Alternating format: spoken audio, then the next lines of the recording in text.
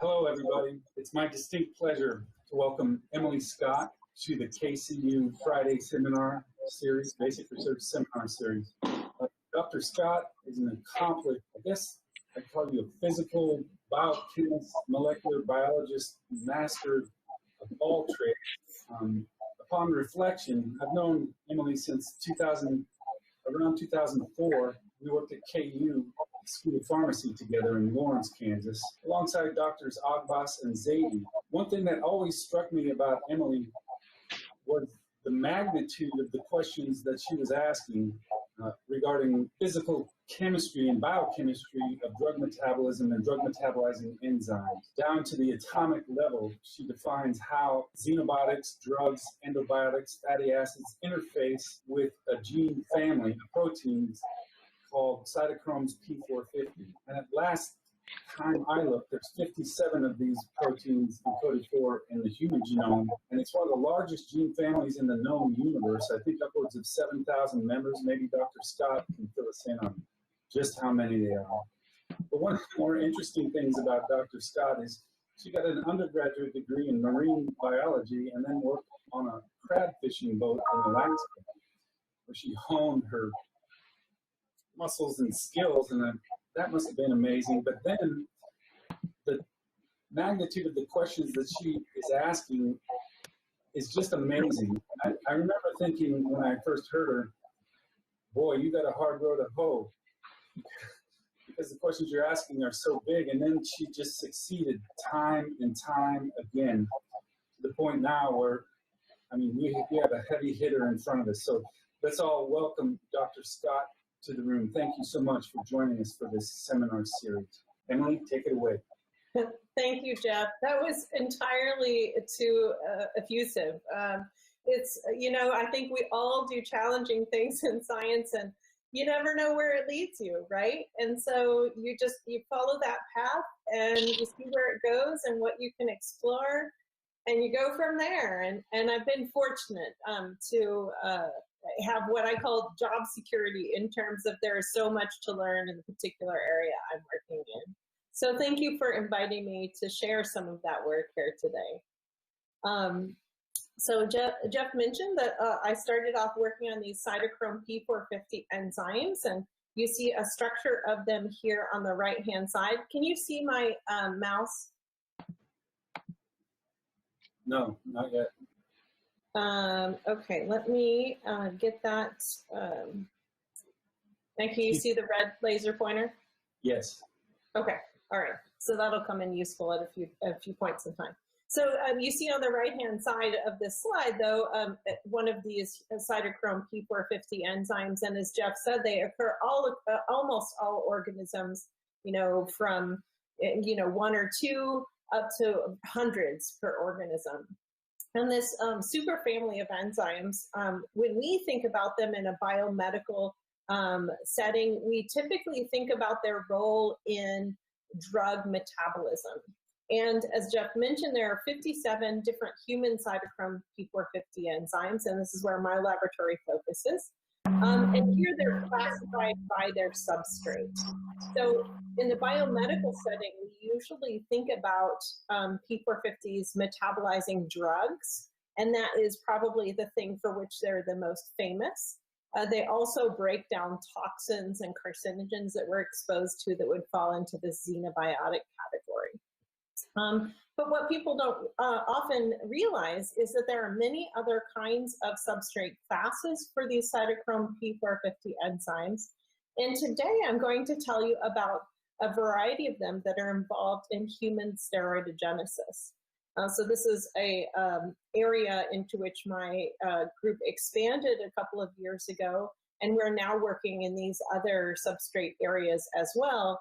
But like I said, today we're going to focus on steroid metabolism by human P450s. And in particular, the interest of our lab is how can we use structural information about these steroid metabolizing P450s to improve drug design, either design new drugs or design better versions of existing drugs. And there are many challenges in this field that I'll sort of survey for you today. So You may or may not remember that human steroidogenesis begins with the cholesterol molecule, which has a rather bad rap, but is really important in normal human physiology. You may remember that cholesterol is converted to mineralocorticoids, and that would be molecules like aldosterone that control blood pressure, which is obviously important. Glucocorticoids, molecules like cortisol that control stress and immune responses.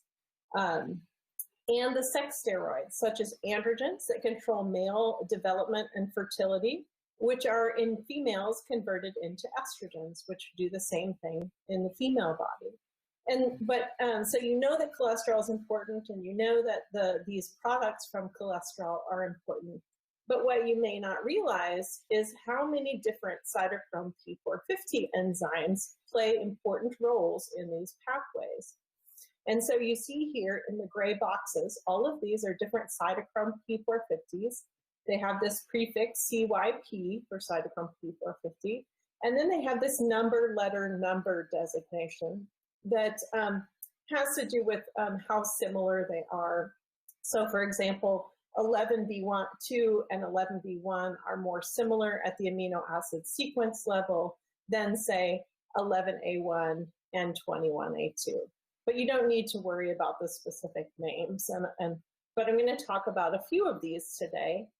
If you are familiar with the involvement of cytochrome P450s in human steroidogenesis, you're probably familiar with this one down here at the bottom, 19A1, which has the common name aromatase. So you may know this because aromatase inhibitors prevent the production of estrogens from androgens, and they are used to treat estrogen-driven breast cancer in women. And so that's a very common drug target, and that one has been relatively well developed.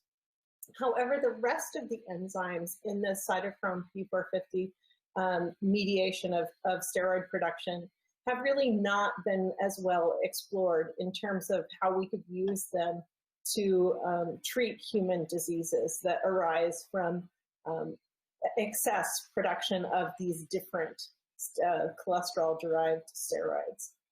The one I'm going to start talking about today is this one over here on the left, cytochrome P450 17A1. It does two sequential steps in the production of the male hormones, the androgens. And just like inhibition of 19A1 or aromatase can be used to treat estrogen-driven breast cancer in women, inhibition of 17A1 can be used to treat prostate cancer, which is in men, and that prostate cancer is often driven by the production of large amounts of androgens and their downstream signaling pathways. So cytochrome P450 17A1 is the focus of the first part of our talk, and the production of the androgens that it produces circulate throughout the body and then go into the prostate cell, which is illustrated here in the blue. Those androgens bind to an androgen receptor in the cytosol and cause that receptor to homodimerize when the androgen is bound. That homodimerized androgen receptor goes into the cell's nucleus, binds to a particular portion of the DNA called the androgen response element. And this binding interaction then causes the expression of a number of different genes that cause these cells to proliferate. And that uncontrolled cell proliferation is what we know as prostate cancer. One of the proteins that is produced by this process is called prostate-specific antigen, or PSA, which some of the men in our audience might be particularly familiar, because this is something often that when you go to the doctor, they'll do a blood test and they'll look at your PSA levels, and elevated and increasing levels of PSA can be diagnostic for prostate cancer and prostate cell proliferation, although there's some clinical debate about that. But just to pull in the context here. So if we inhibit CYP17A1, we could prevent that process. Specifically, the first substrate for CYP17A1 is Pregnenolone, which just is cholesterol with the side chain cleaved off. And the first reaction 17A1 does is to hydroxylate it. Here at this position, this happens to be carbon number 17, which is where 17A1 got its name. And then the second reaction that this enzyme does is a carbon-carbon bond cleavage. So it removes this portion here and leaves you with the ketone that is diagnostic of these androgens. So 17A1 does two sequential metabolism steps to produce androgens. And this is essential. This is the only way that androgens can be produced is by the intermediacy of 17A1.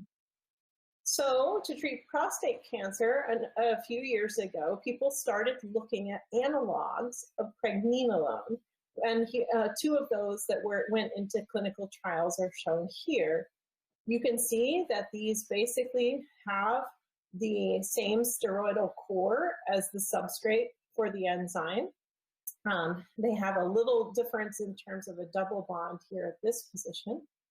And then they have something different attached here at that C17 position that would normally be hydroxylated.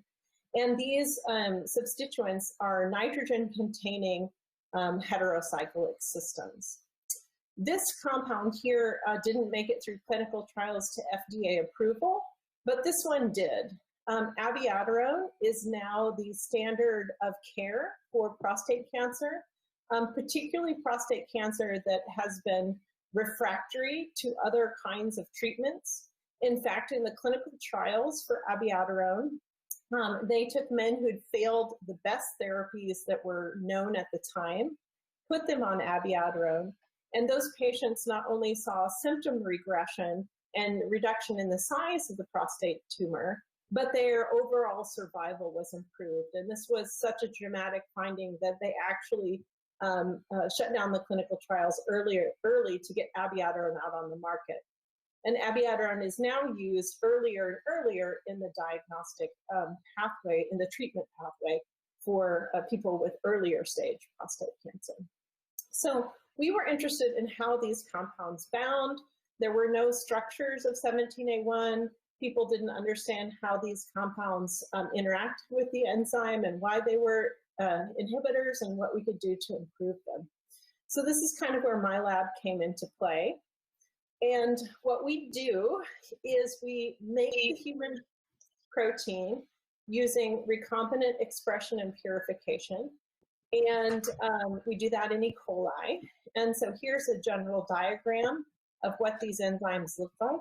They have an N-terminal transmembrane helix, and then this is the catalytic domain of the protein. And so they're heme proteins, so they're red, just like hemoglobin or myoglobin, and they're partially embedded in the membrane. And this hydrophobic portions of the protein that are in the N-terminus and in this embedded surface are problematic for some of the biophysical techniques that we want to apply to determine how these inhibitors interacted with this protein. And so one of the things we did was delete that N-terminal helix. So you can see here just a summary of the 502 amino acids in the native enzyme. And we deleted these amino acids that would normally have made up this N-terminus, and that reduces the hydrophobicity, the surface hydrophobicity of the enzyme. And then we have to remove those enzymes from the membrane by using detergent.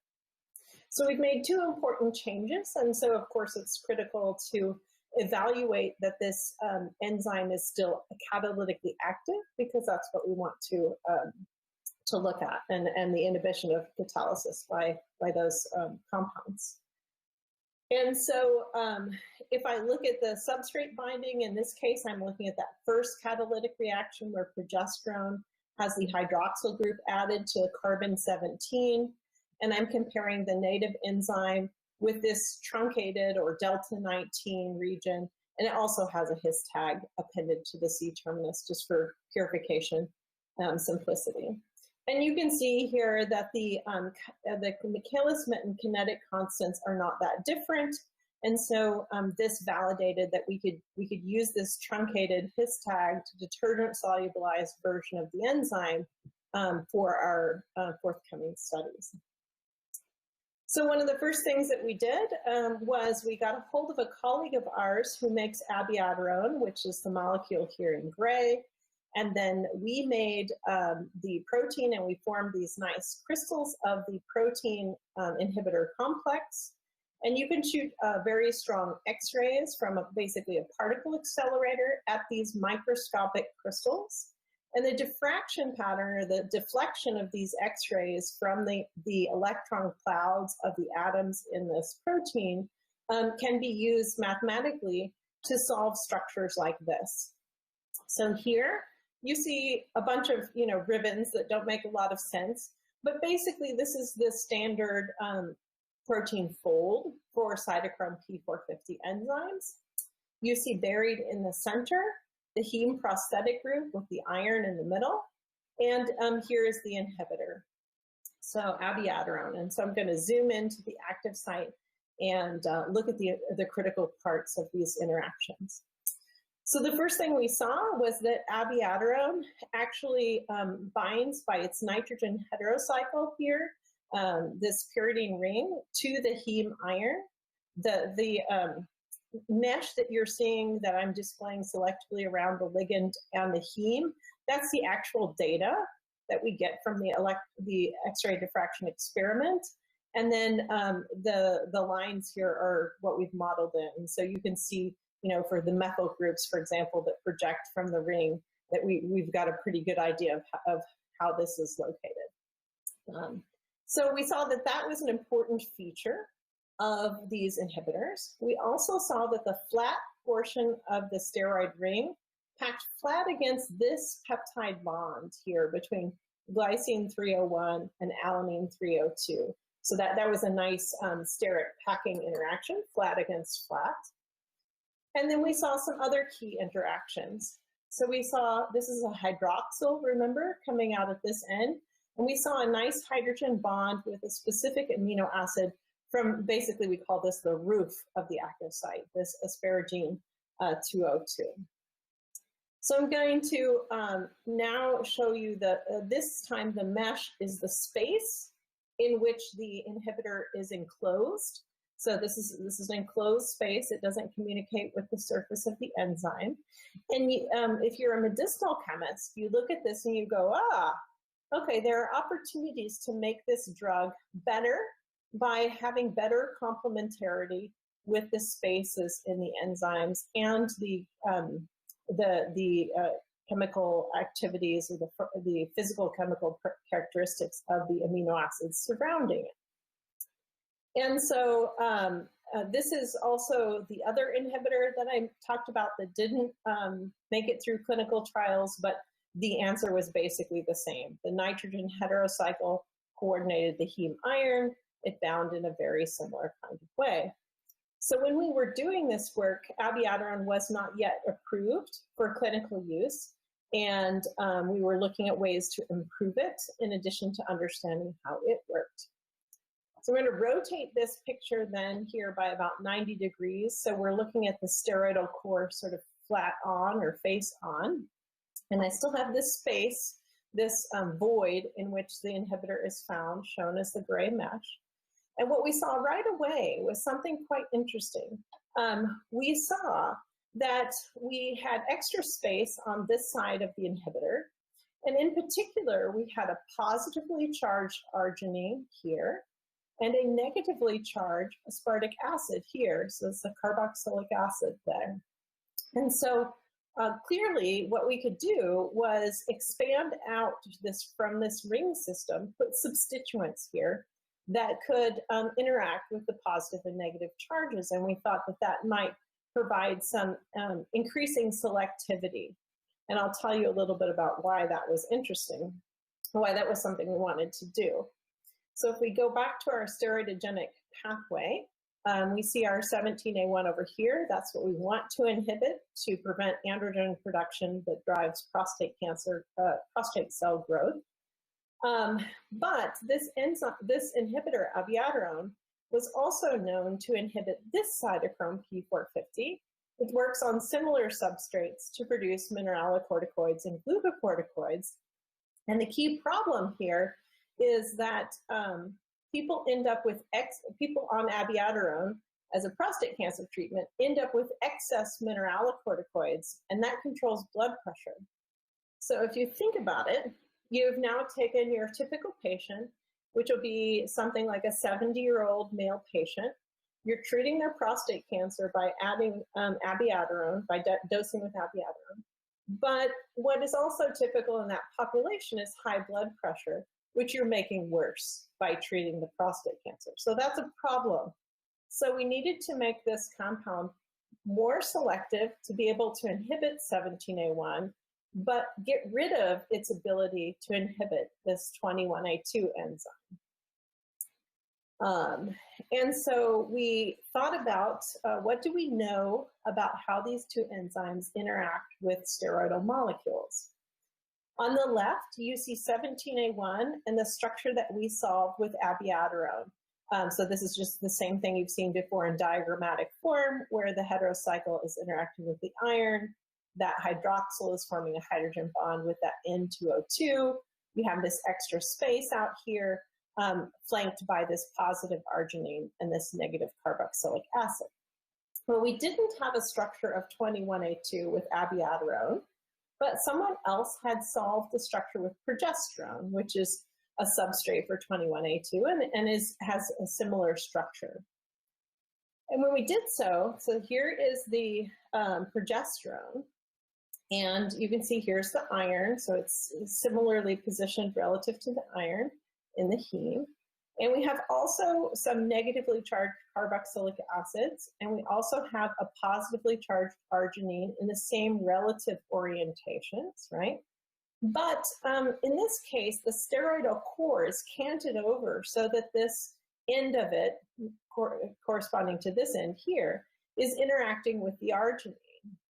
So we thought if we extended, if abiraterone bound in a similar way and we extended out in these positions, we'd clash into these asparagines, and that would reduce the binding of the inhibitor to 21A2, and that's what we wanted to do.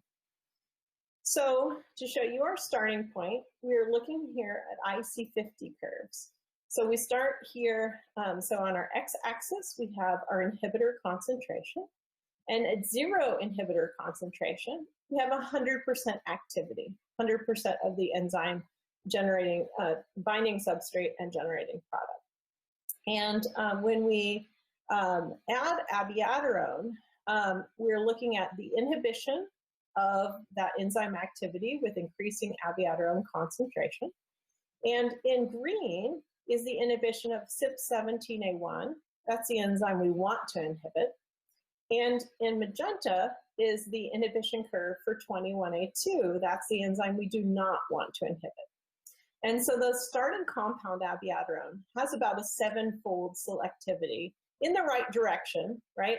Lower concentrations inhibit the desired prostate cancer enzyme, whereas it takes higher concentrations to start inhibiting the off-target enzyme 21A2. But we wanted to, this is what was causing clinical problems, we needed to widen this gap. So we made a series of compounds. Some of them were worse. So usually scientists only show the things that are beautiful and work, and I believe that we learn as much from the things that don't work as the things that work, and that it's a little bit duplicitous not to admit our failures along the way. So here's an example where we have extended out from this position. We put a nitrile group on here, and we basically kept the inhibition of 17A1 about the same, right? This curve hasn't shifted a lot, but we got better at inhibiting this 21A1 enzyme, and that was not the direction we wanted. We didn't want these curves closer together. We wanted them further apart. So I will also show you some of the successful molecules where we have extended out from this position with an amide and with an oxime, which is the group here. And the amide took us from 7-fold selectivity to 28-fold difference. Again, we didn't see much change in the inhibition of the desired P450 enzyme, but this pink curve shifted to the right. Okay, we got worse at inhibiting that one, and that's the one we don't want to inhibit.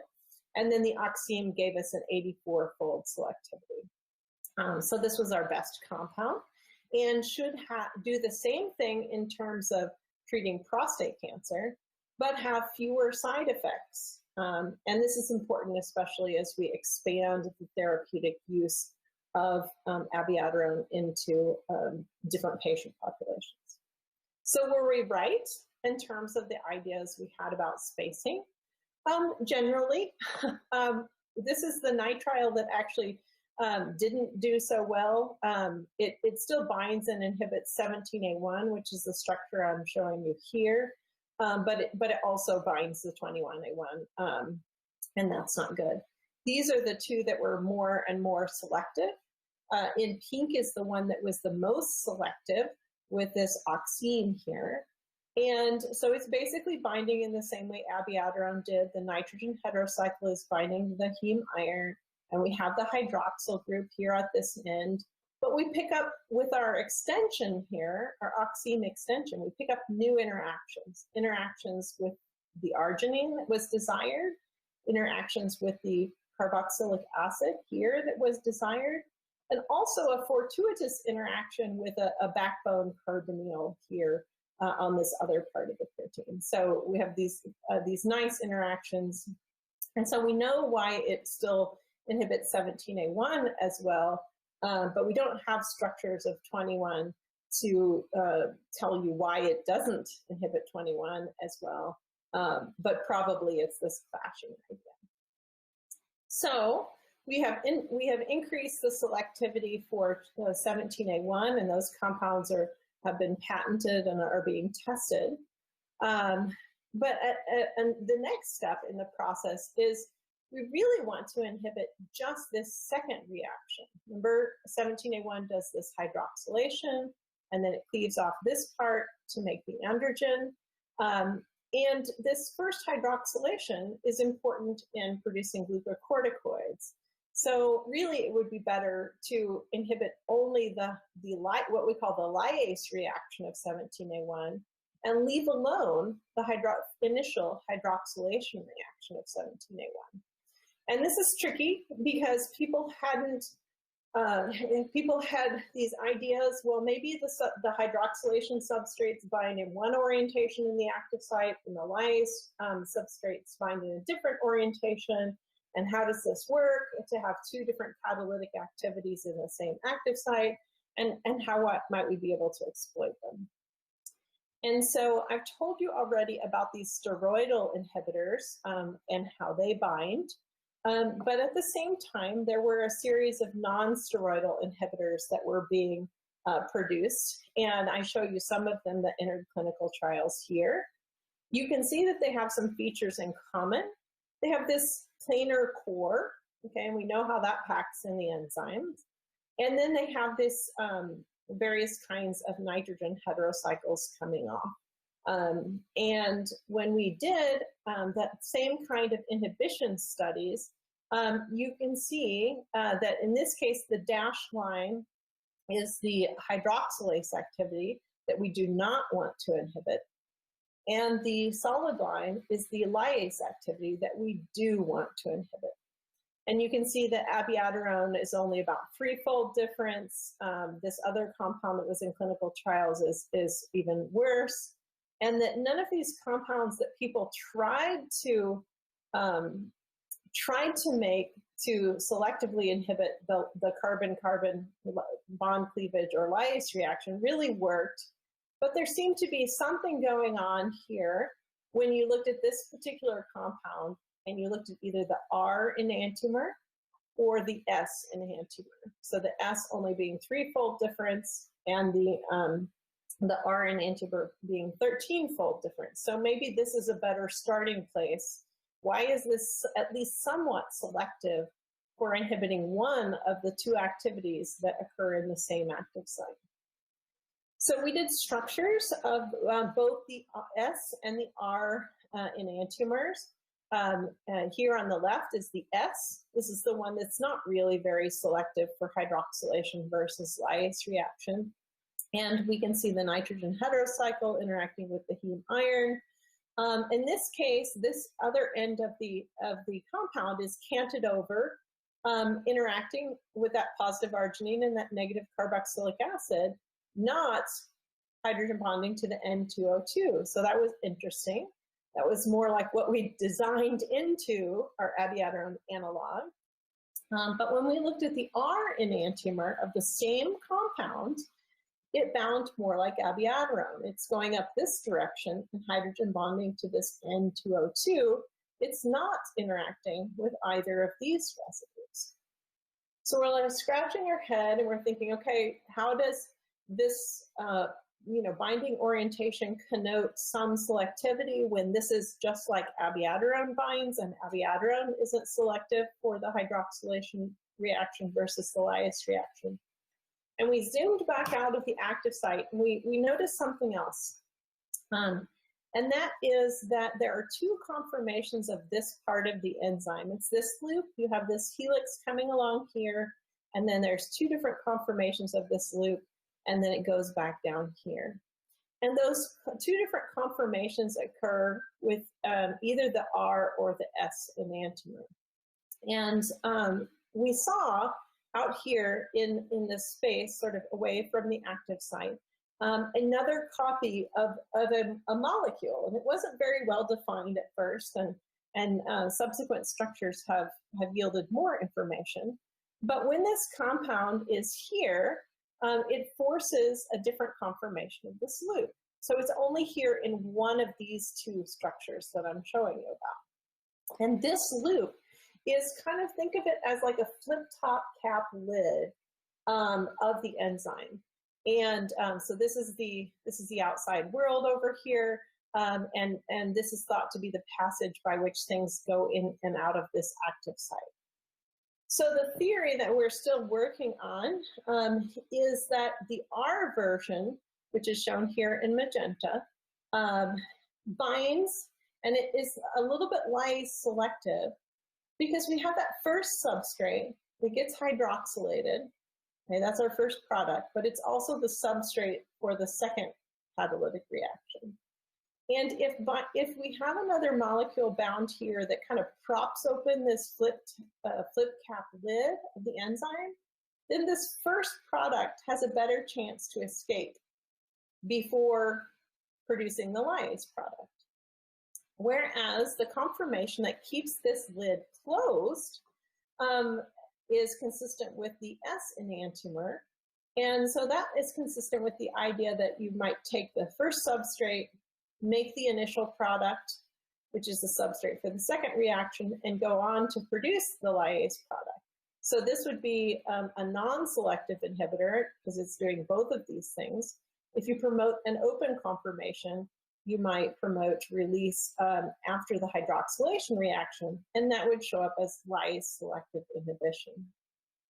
So that's kind of where we're working right now with selective inhibition of 17A1, improving this abiraterone or similar type scaffolds for better prostate cancer treatment, just as effective in inhibiting 17A1, but gentler in terms of the side effects. We are also working, mentioned briefly, a second set of a pair of cytochrome P450 enzymes, these ones shown in blue, the 11B1 and 11B2. And I mentioned earlier in the talk that the more similar the names, the more similar the enzymes. And these two are like 93% identical at the amino acid sequence level. So it's a little tricky to figure out how might you inhibit one of them, but not the other. And this is important because CYP11B1 produces glucocorticoids, and there are diseases in which you have excess glucocorticoids. And the particular disease is called Cushing's disease or Cushing syndrome. And if you have this disease, you have high amounts of cortisol. It causes things like obesity, a change in the conformation of the face. It can cause mental issues. It can cause lipid accumulation on the back between the shoulders, bruising, and osteoporosis. And there's not really a treatment for Cushing's disease. So if we could design an inhibitor of 11B1, then we could treat these Cushing's patients. But we don't want to inhibit 11B2 because remember, aldosterone controls blood pressure, and we don't want to mess with that. So it's really important to have a selective inhibitor. So there were no structures of CYP11B1, and so we went back and we started making the protein, and then we thought about what about small molecules. And this took us back. We started with a compound that is known for its inhibition of 19A1 or aromatase. This compound is called Fadrazole. It is used specifically in Asia and Japan to treat breast cancer because it's an aromatase inhibitor.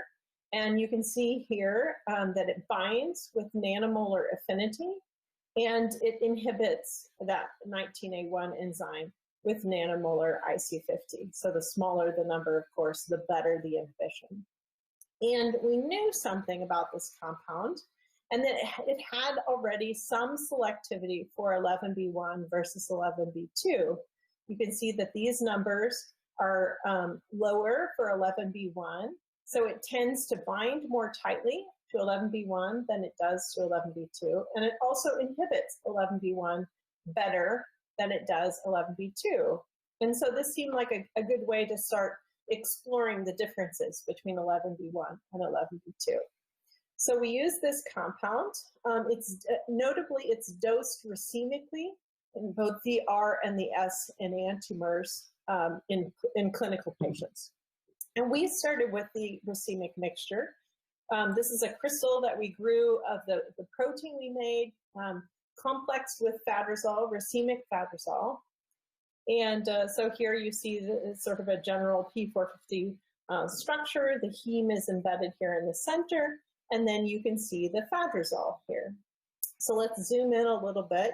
The mesh here is the electron density and validates this particular binding mode.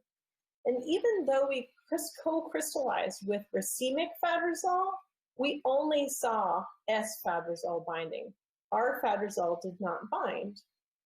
And this was very interesting to us, and we saw some key interactions that I won't talk much about here that sort of validated that binding mode, and it fit in nicely with all the other amino acids that were surrounding it in the active site. All of this binding mode made sense.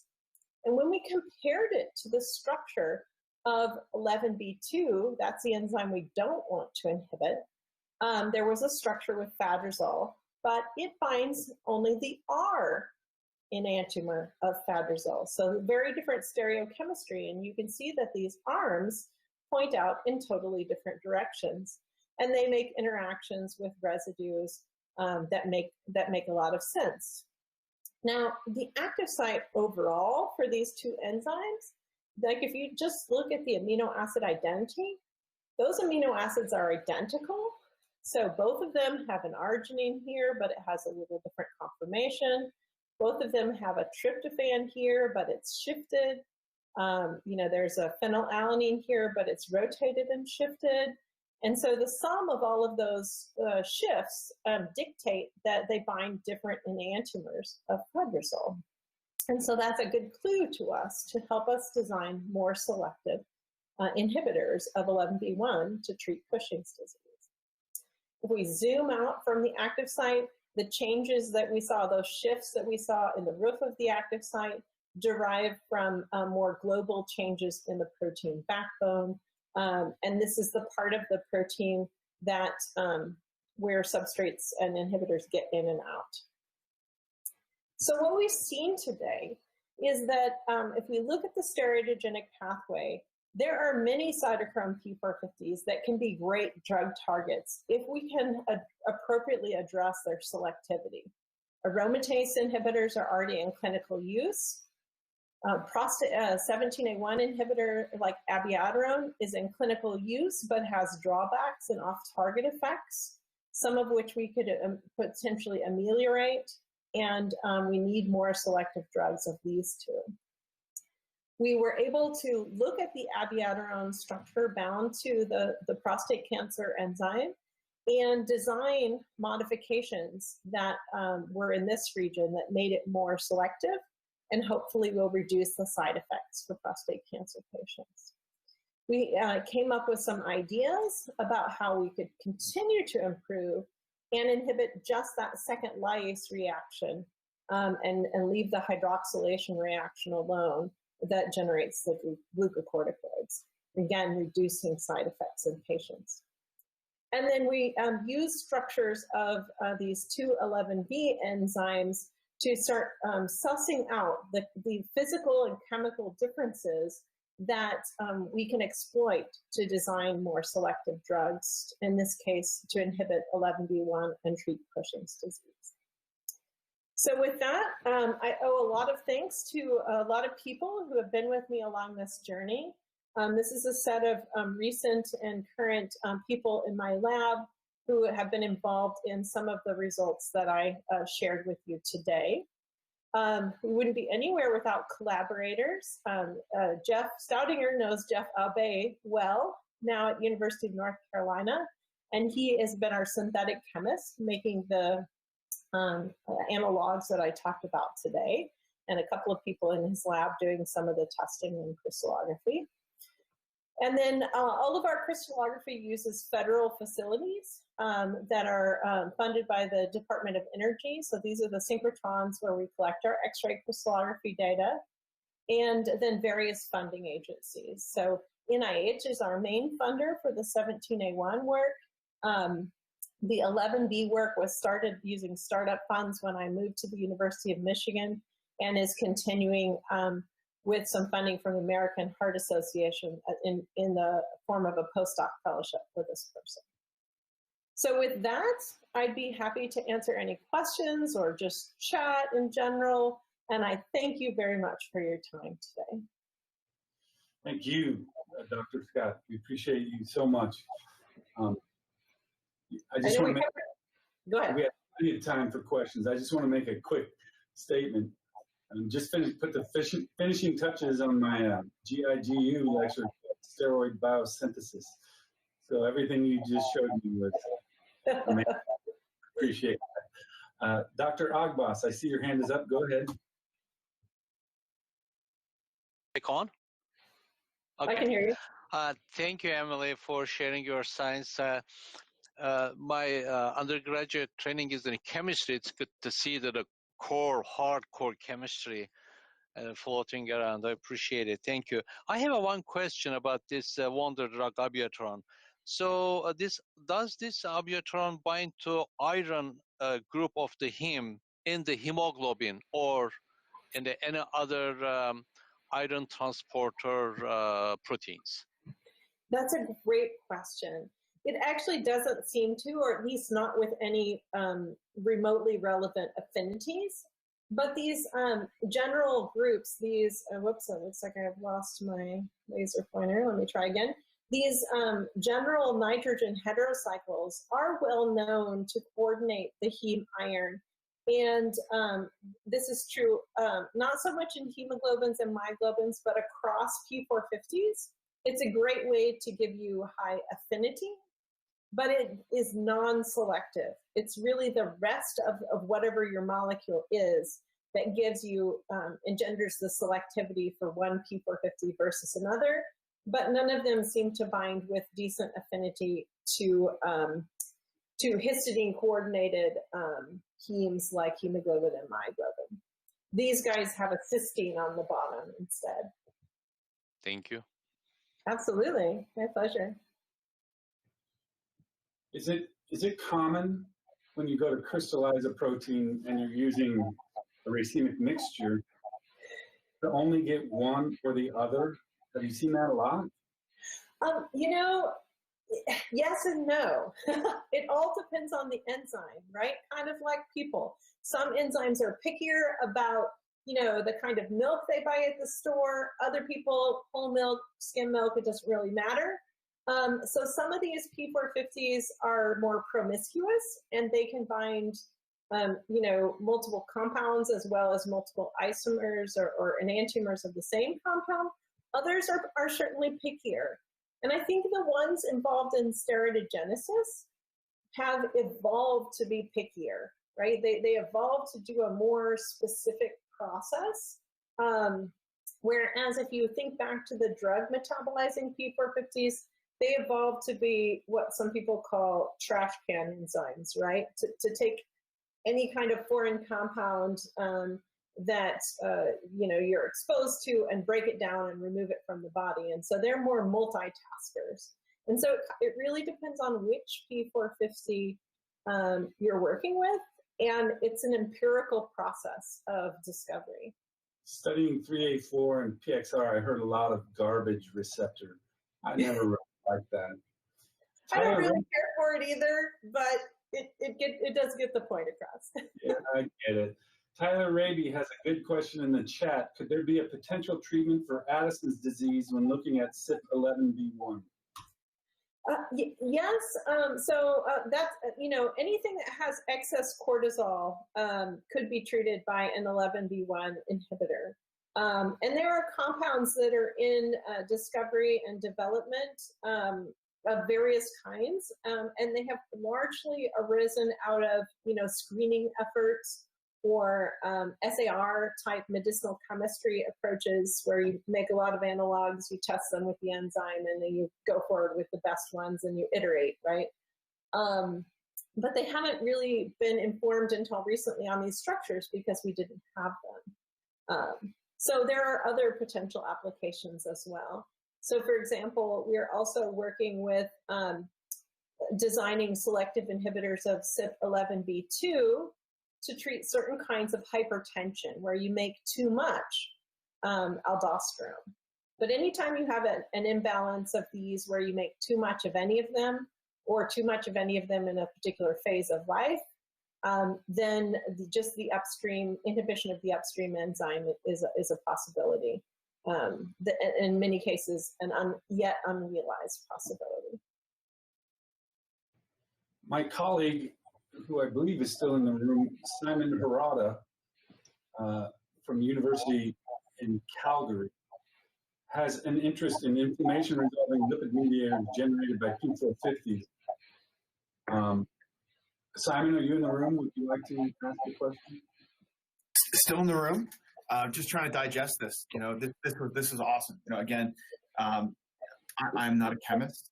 And I try to be a pharmacologist at times, but I'm just wondering, are there additional ways in the lipid mediator pathways to kind of do similar things that what you're doing here, drive enzymatic activity one way or another based on your inhibition processes? Yes, absolutely. Let's see if I can go back to the beginning. Oh, good. That's actually working. You're absolutely right. And so there are opportunities both in eicosanoids and fatty acid metabolism where P450s play key roles in the interconversion of those substrates or the disappearance of the degradation of those substrates. And those are also, in many cases, drug targets. Now, very few of the P450 enzymes in these pathways have structures at all. And so a couple of years ago, I had the opportunity to have some kind of extra funding from NIH. And so what we did was every one of these P450s that doesn't have a structure, and in fact, these two, we made the synthetic human gene, and we are expressing and purifying them and then characterizing them according to their ability to metabolize their certain substrates, characterize inhibitors that work against them, and also do structures. So we're trying to provide that basic knowledge, structure function knowledge that could facilitate work like what you're talking about. That's awesome. I look forward to seeing some of those data. That'd be great. Cheers. Yeah. Thank you. I look forward to seeing it too. That's, the progress is spotty, as is always true in science. Fits and starts. Yeah, absolutely. Are there more questions? Student doctors, students, faculty in the room? I think I'll stop sharing the slides so I can, so I can go back to seeing your faces. We're very pretty. Jennifer, go ahead.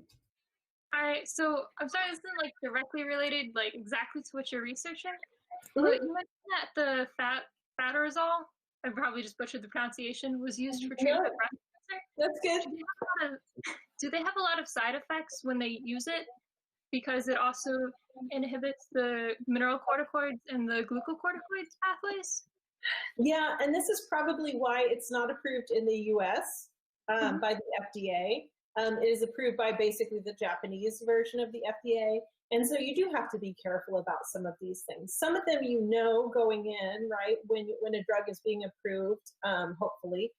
They've done enough, looking around at non-selective effects, but you don't always know, right, until after something has been approved and it's been out on the market for a while, and then you start noticing this side effect happens more and more, and specifically with these kinds of patients, and then you start to sort of get these clues that can help you figure out, off-target things that you need to improve. And so that's kind of been the story with fatarazole. That was the story with abiraterone as well, is that, we actually thought that the side effects on blood pressure would be a lot worse, and it kept people from trying to inhibit 17A1 for a while, and then people are like, kind of, what the heck, let's try it. We've got to have better prostate cancer drugs. It's a huge disease in terms of morbidity and mortality, and it's not as bad as we thought, but for some patients it is, it limits the therapy that they can tolerate, especially if they already have underlying high blood pressure. Making that worse, is common in our prostate cancer patients. Yeah, of course. Thank you. Good question. I'm trying to look at the books in your background and see what your reading genre is. Any other questions? All right. It's always harder to ask questions in these Zoom type things or life, whatever this one is. But I appreciate your inquiries. Thank you. So I think, if I'm not mistaken, Dr. Nicole Ford is in the room. Are you going to moderate the next session and discussions with your students? Yeah, I can. Can we stay in this room, or do you need to need me to move somewhere else? No, we can definitely stay in this room. Okay, excellent. Well, I'm glad to talk about any aspect of the science, but also any aspects of careers in science. And Jeff mentioned that I've had an odd path, but I think a lot of people in science have odd paths, each of which have an N of 1.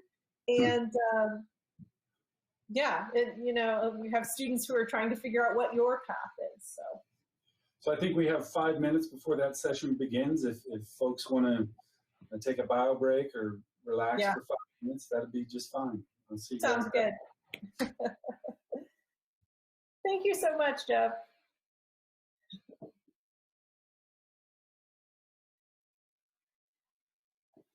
Let's see if I can get it better.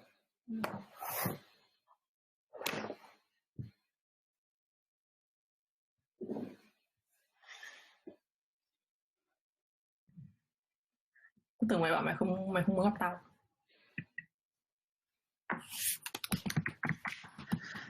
So our next session is for our research track students. For those of you who are still in the room, who are here for molecular points, this won't help you. Sorry.